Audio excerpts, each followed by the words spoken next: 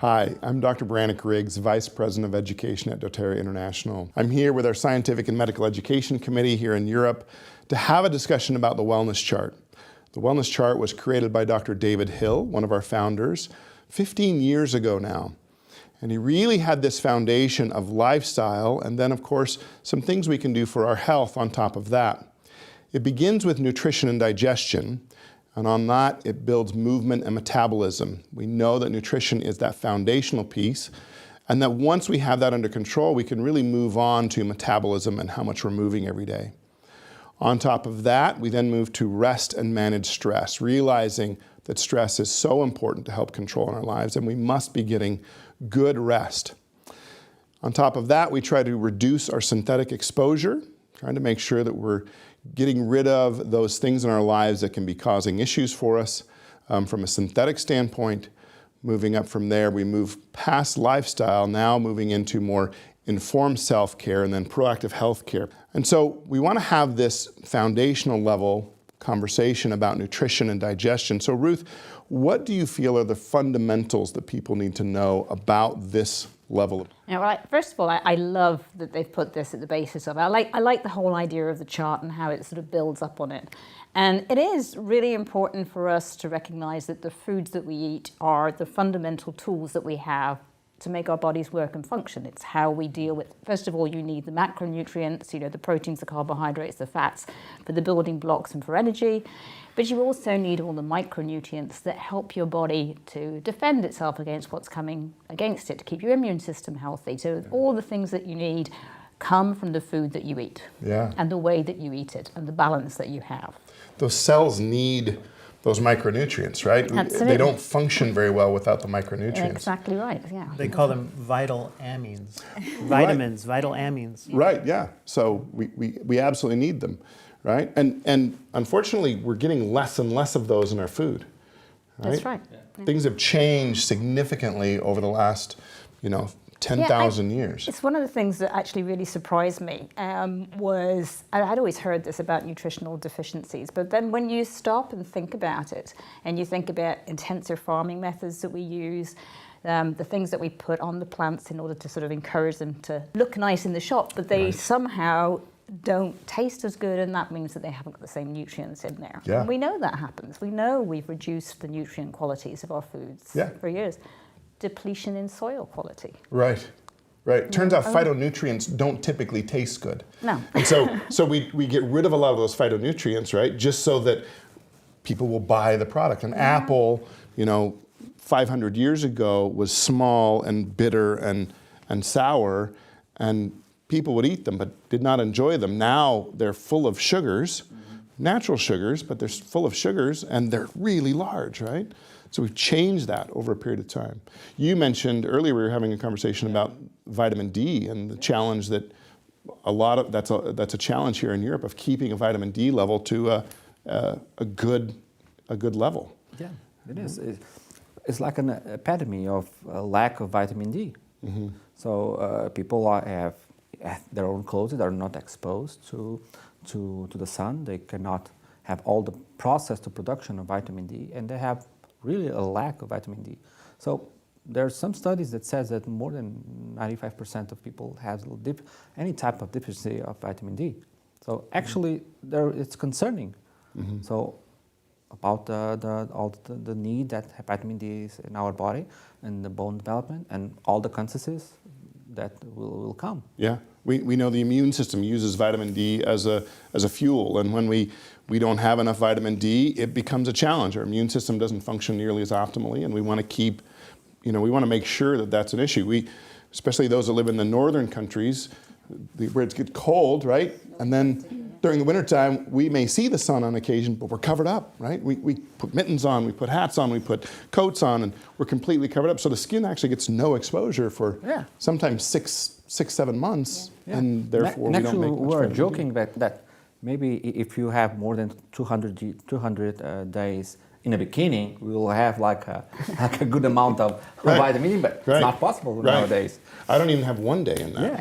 Yeah. So. There are some good sides to it, that's true. Right. Yeah, but it's never enough. It's not enough. So I see my practice every day. when I ask for blood exams, the lack of vitamin D. Yeah, yeah. And I need to sort of supplement that.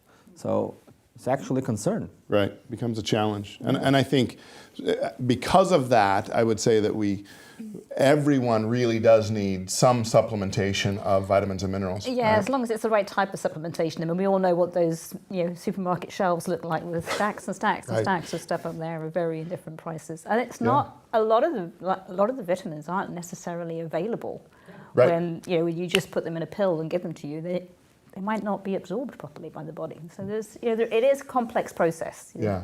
It's like easy to sell, but at the end, it's not the most profitable for the body. Right. And how those vitamins are made, that's a concern too. Yeah, yeah. And we need that full spectrum of vitamins, right? We don't just have that one laboratory created vitamin. We get, Alex, you're kind of an expert on this, but we get our vitamins from food sources generally, and that's much better for us. Well, I think one of the unfortunate things about nutrition or inadequate or deficiencies in nutrition is that we don't notice those deficiencies right away. Right. Right? They build upon themselves over time, and then it's too late, right? Then we're Right. having challenges that are harder to correct for. So if we can have that base of that foundational strong nutrition, it's going to really help us out in the long run. Yeah, that's true. And you are what you eat, and you are how you eat. So it's important to have a look what we eat, but it's also too important how we eat. I think in our time we all eat too fast. Everything has to go fast and quickly, and the body has no time to take all this nutritions we need on, because everything what we eat, the body try to take out everything what is important, bring it to your cells, make metabolism in it, and then that our body works not only well, it has to work super well for a good health span. Right. And if we eat too fast, we have a second problem. If we eat too fast, we eat too much. Yeah. If we eat slowly, with time, maybe also not in hurry, then we ate not so much, because the body needs 20 to 30 minutes eating when the body said us, okay, it's enough. So a lot of people have weight problems because they eat too fast. Yeah, yeah.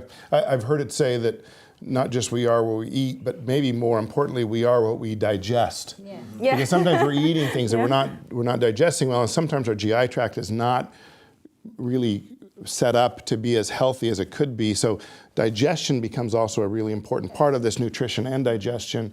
We've talked a bit about nutrition, so digestion now becomes a concept in which we need to talk about, so what are the factors that help us with healthy digestion? What helps supports the digestive if you system? think, our physiology adapt to our way of life? Because we have now this running days and work and time for the kids, and we don't have time to prepare the whole foods and prepare good meals, and all this lifestyle that we have, always rushing. Maybe our physiology is not really adapted to our lifestyle Yeah, because nowadays. stress certainly affects digestion, Yeah, right? Slows the completely. GI tract. Therefore, we don't digest things as well. That's very true. And And the microbiome.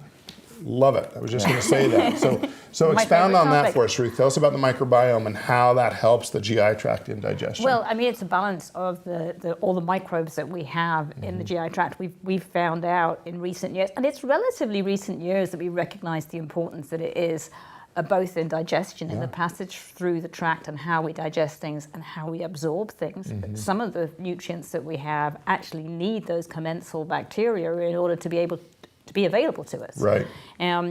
But it's also really closely linked to our immune system. So it's a really fine balance. We need to have a good microbiome, and it is easily upset by stress, by the food that we eat, by the things that we do. Yeah. So those are really important elements to It's connected to our blood sugar regulation. We talked about yesterday, because if you eat some food, it could be that for some things like what normally is, we have the glycemic index. So if you have something like white bread, the most of the people have a high glycemic index, so a high rising blood a high rising amount of sugar in the blood. But if you have other food, like healthy food, green food, then it's lower.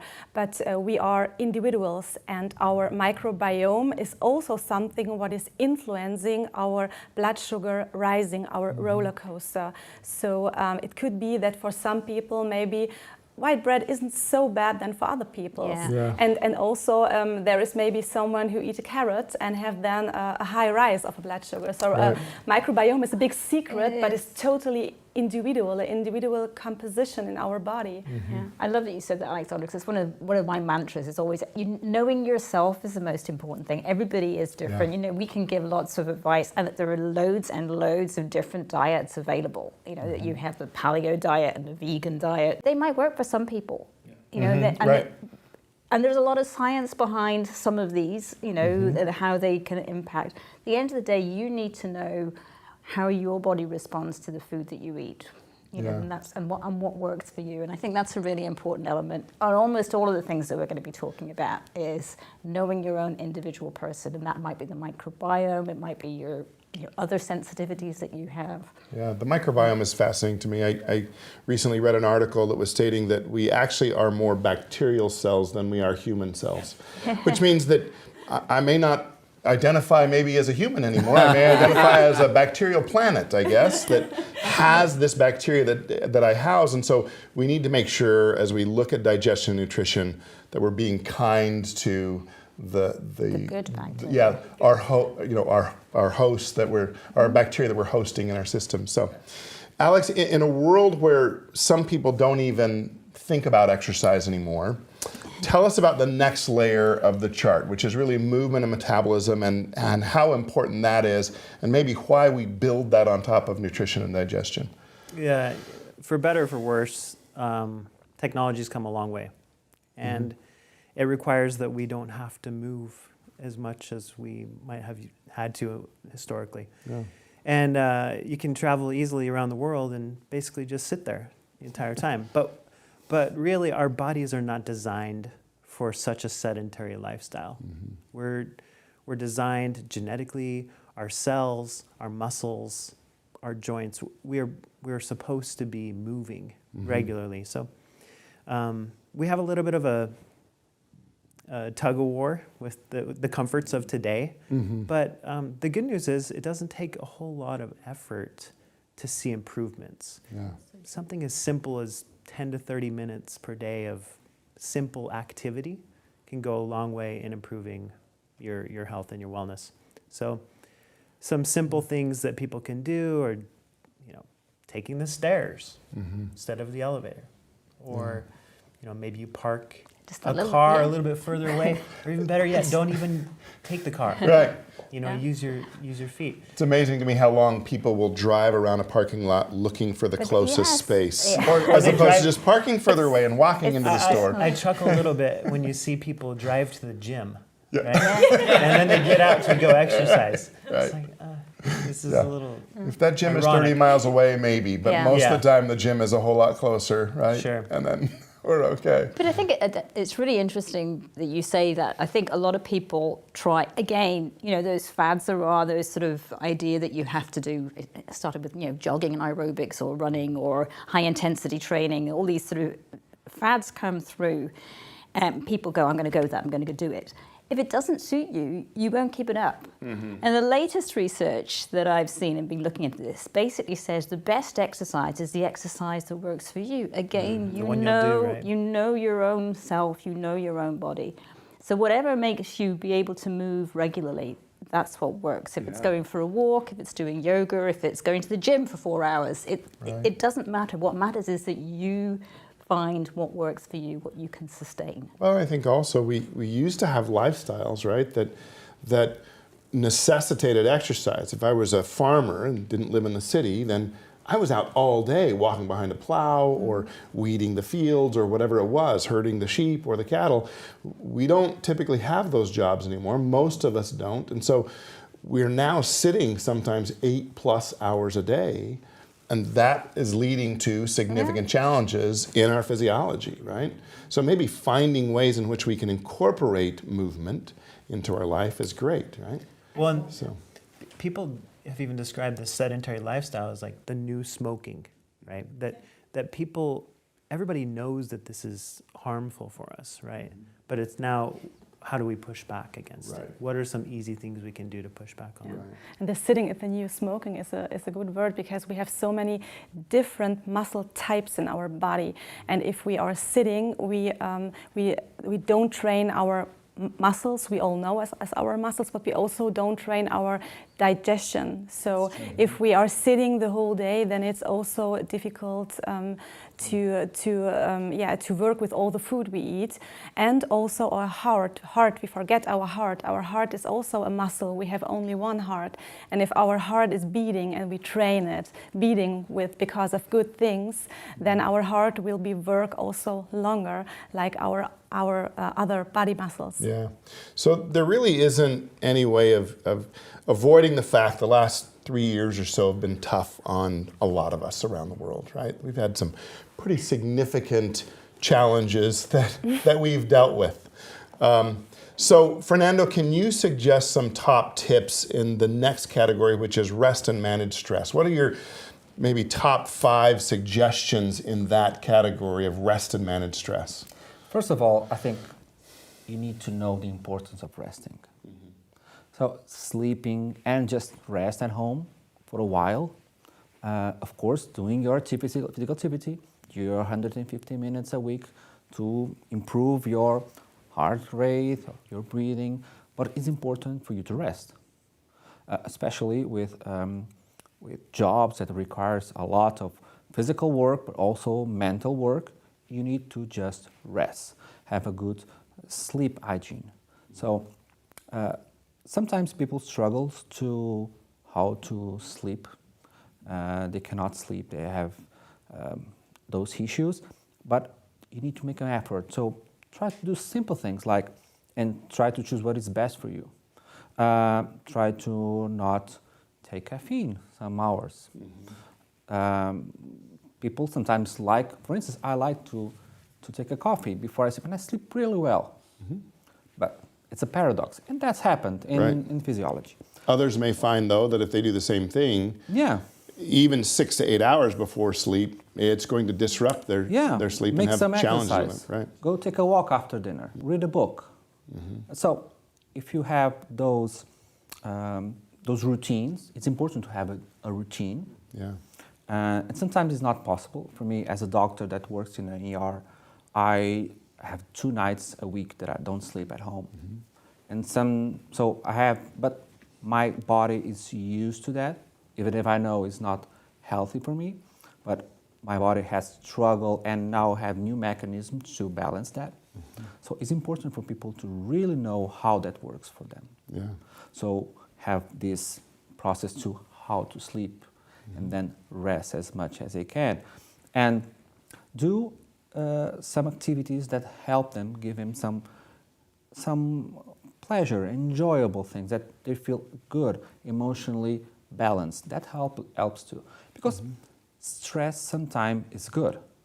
Right. It's motivating times, right. So when you have a task, when you have a lecture, when you have a project to do, you need to have some level of stress, and that's good. It's hard. It really put the enough blood into your brain. It helps you to be more sharp. But when it's too much, it'll make harm you. Yeah. So our systems weren't made to really deal with stress all the time, right? Yeah. Physiologically, we were talking about development.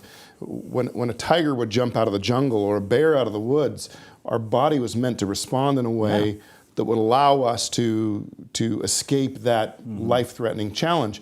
But when someone cuts us off on the road, our body responds in exactly the same way. Yeah. And if it's doing that constantly, it wreaks havoc on the system, right? Yeah, and that's because a lot of hormones we have in our bodies, so adrenaline, noradrenaline, cortisol, they release this when we have stress, and we need it. We need it that we can run fast, Right. or we need it that we can push hard.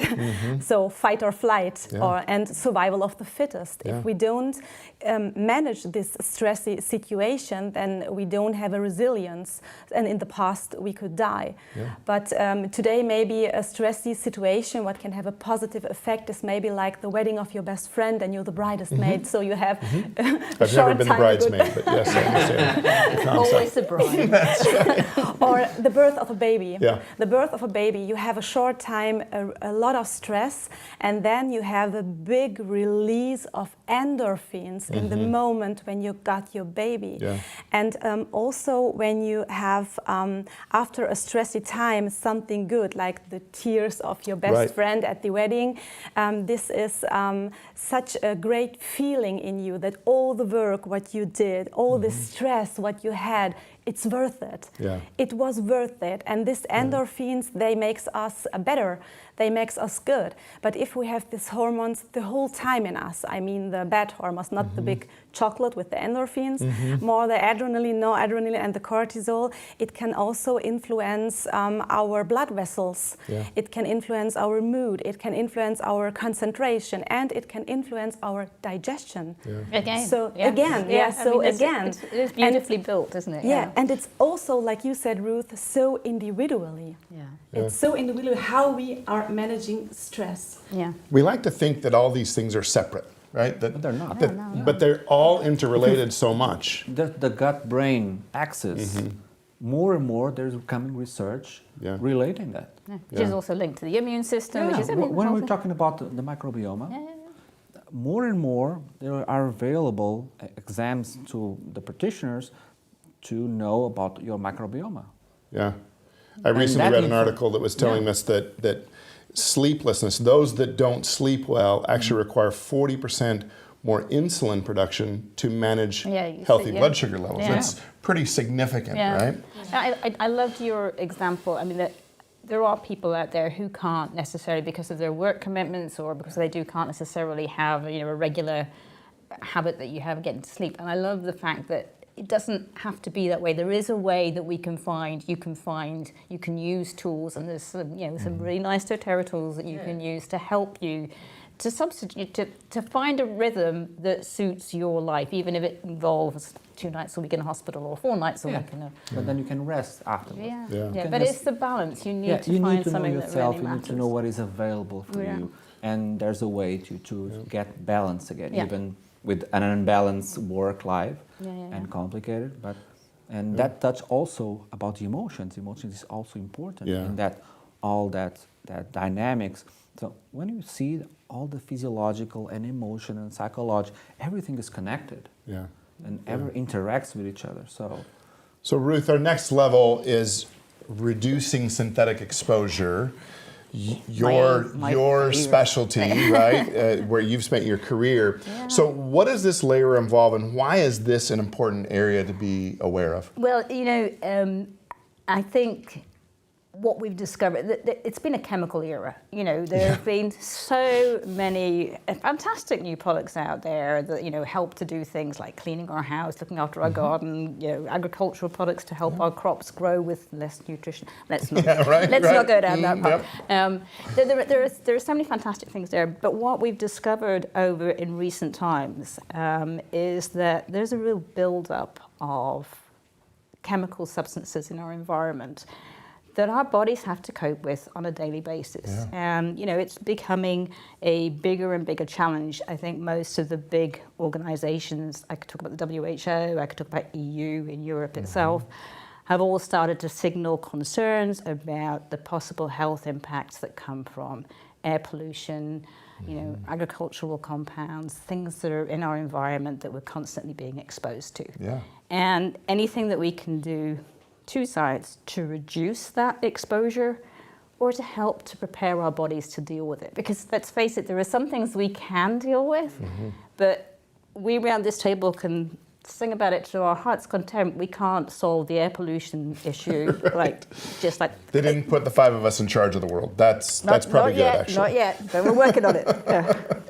No, but I mean, governments are trying to do things, organizations are trying to do things, but it's going to take time. You can't just suddenly take these all out of the environment. Now, I'm not someone who would, say that we have to be absolutely rigid about exposure. I just believe that you can reduce it in many different ways. I personally, I like to make all my own cleaning stuff in home. Everything that I very rarely buy stuff from the shops now. I make it all at home.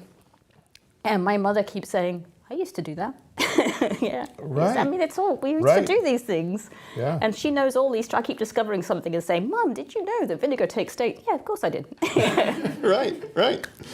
So We're kind of returning to those old ways, we right? are, and Learning. it's lovely. It's lovely to do it. But I think it all helps. It all helps to, reduce the overall burden that you're putting on your body. Because your body has to deal with this as well as all the stresses is concerned and all the normal bodily processes. And if you charge it with too much stuff, it will not be able to manage it properly. Yeah. It's interesting. A lot of these are coming with personal care products, right? So the statistics I recently read is that women use 65 personal care products a day, which doesn't surprise me a whole lot. But with those personal care products, they had 160 synthetic chemicals that they were putting on their skin that we know can create challenges. And some of those chemicals actually we accumulate over time. That's what they're finding more and more now. And actually even, there are things that are out there that we can't do anything about or unlike to do anything about. Right. I'm talking about, the foods. I read just recently, EFSA, which is European Food Safety Authority, have just published a report on bisphenol A, which, we've all heard a lot about over the years, and they've just determined that actually it is causing harm to people. And it's in pretty much everything, in the packaging, and it gets into our food. So, there's a whole, they've just reduced the levels by 20,000. Wow. So we're finding more and more of these things out, and we need to help our bodies to deal with this stuff. And thankfully now there's more and more products out there that are telling you right on the label, right? BPA free being one of those. That's a hallmark of, I'm going to choose this over something else. We really, I think reading labels is a very good habit to get into. Yes, for sure. And recognizing maybe some of those compounds so that we can start making choices to avoid them. By that, then we change who's willing to produce them, because if we're not spending the money on those things, we may not be able to change it immediately, but if you put the pressure on people to do that, then it will happen. And more you have more people awareness. Yes. So there's a lot of products that are get out from the products, that are reduce it or eliminate for the product, but there are many substances that still are in our everyday products. That we use it, we eat it, we drink it. So more and more people are aware and read those labels. That's true. And just make other choices. And that's important for people like us that knows the science and read the studies, to aware others to just make safety choices. I mean, I completely agree with you, but I also think it's important to sort of keep passing that message across, because it's a very confusing world out there. I mean, the food labeling is a case in point. It can be very different from one place to another, and it can be overwhelming. Again, going back to the stress, if you've not got much time and you're walking around a shop, how much time do you have to sort of pick off every packet and look at the label and think about it? It takes time. So I think the other side of this is, yes, do it little bit by little when you can, reduce it. But also prepare your body, take those supplements, take those micronutrients, because the better prepared your body is, the more likely it is to be able to cope with the exposures that it can't avoid. I love that concept, because we are going to be exposed to synthetics. We just are, even as cleanly as we'd like to live.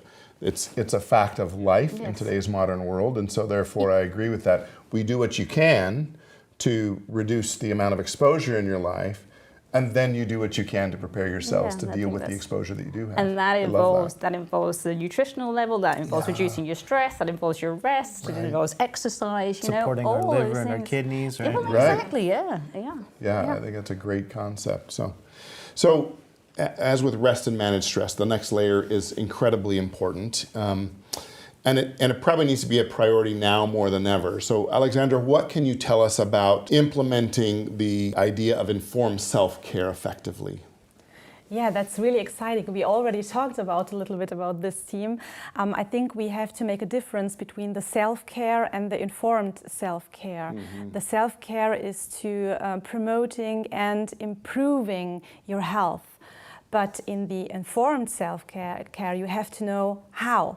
And I think this is really important. So I think all the people who are looking now in our video, they doing the right thing, the informed informed, self-care, that's great, because yes. they got now the information from us. Maybe how can they live healthier? So the people they have to search. They have to think about how can I promote my health better. And I think that a lot of people don't know how. A lot of people, like Fernando said, they open the labels and they don't know, me either, what is this word and what does this mean for us or for me, and also how these things belongs together. And we see today how these things belongs together. So I think at first, yes, the people, they can inform themselves. And I think we have a lot of awareness advocates outside who are already doing this for all the people outside and themselves. And for the other people who are don't doing this, who also would like to live healthier, they have to help them, and they already do it now. And that's so wonderful that we can be part of this informed self-care on a maybe a little more special or scientific way, where they can get the information. Yeah, I like what this implies too, the self-care, right? We need to feel empowered and responsible to look after our own health and wellness, and then to help others. That's such a good point. I think your own personal responsibility to your self-care is a really important aspect there. Yeah. Completely agree. I agree. I think that that's the beauty of the Scientific and Medical Education Committee, is that's really a place where we can be of most assistance, is saying, look, we're understanding more and more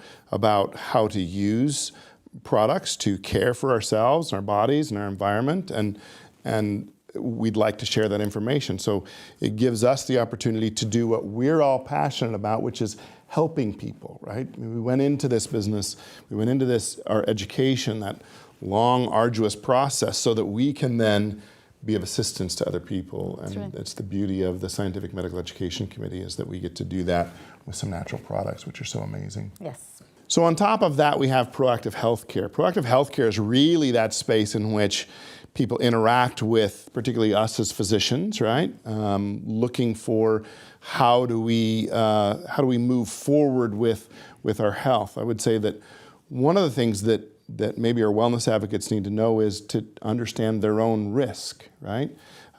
We might look at family history or genetics to understand, what am I particularly at risk for? You were mentioned earlier, kind of specified things that we can know about ourselves, like continuous glucose monitors, those sorts of things.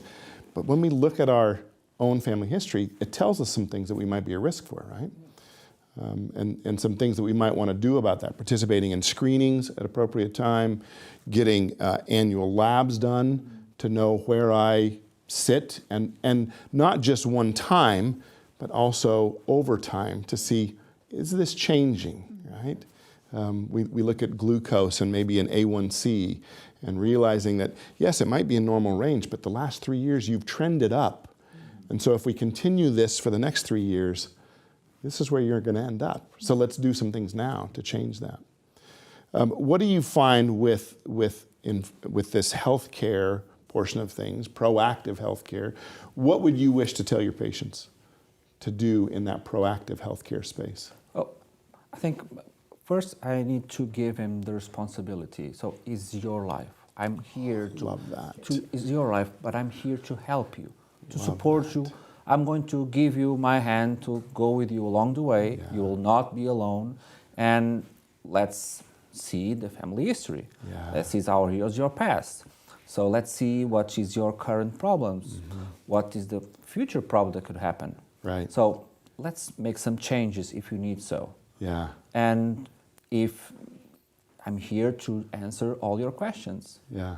So be, as a physician, available for them, and also because some of them are families that take care of the kids, Right. and they're older, so they need to know there's a person that take care of yourself, but take care of others. Yeah.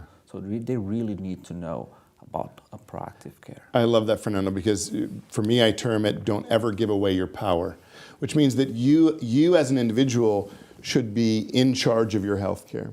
And sometimes we have people that interact with the medical system and they come in there and say, well, I'm just here to do whatever you tell me. And I don't think that's a healthy relationship. It really should be I'm a physician, I'm here to counsel with you and advise you, but at the end of the day, this is your decision, 100% your decision as to whether or not you take those recommendations and make those changes or not. And if we can keep that relationship a healthy one of you're in control as the patient, I'm simply here to counsel with you and advise you, then that's probably a healthier relationship than what we typically That's what I do have. with my patients. Yeah. When I propose them a program, I ask them, do you agree with me? Yeah. I was settled. Yeah. Like making a contract. Yeah. So this is what I propose. Yeah. So we can negotiate, of Yeah. course, but this is your life. That's you can do Yeah. it. Because we are in a world with a lot of information. Like you said, we have a media, you have the information that we never had. Yeah. Our parents never had. Yeah. Even us, when we studied, we need to go to libraries, see books, and now they just, in a click, they can see Yeah. thousands and thousands of books. So Yeah. they come to our offices and make questions, and we are there to just answer them, Yeah. to just give him the real information behind some information that you can read online.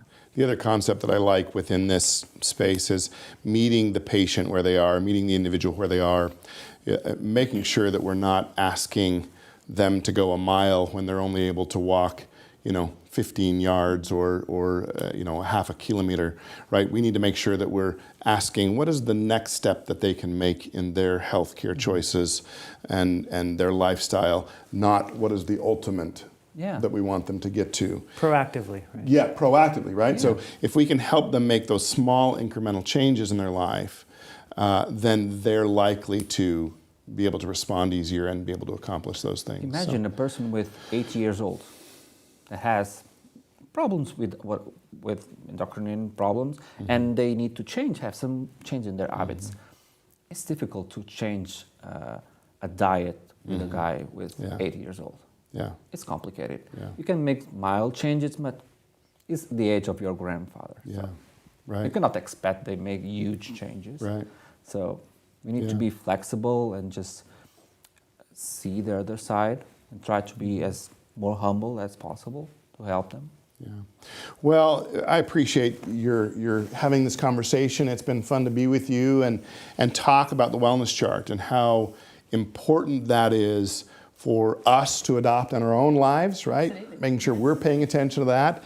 And then also for our amazing wellness advocates out there to understand why these things are so important, that there is real scientific backing to each level of the wellness chart. And that they're making those lifestyle changes and changing their lives as well. So grateful for each of you, and thank you for your time today.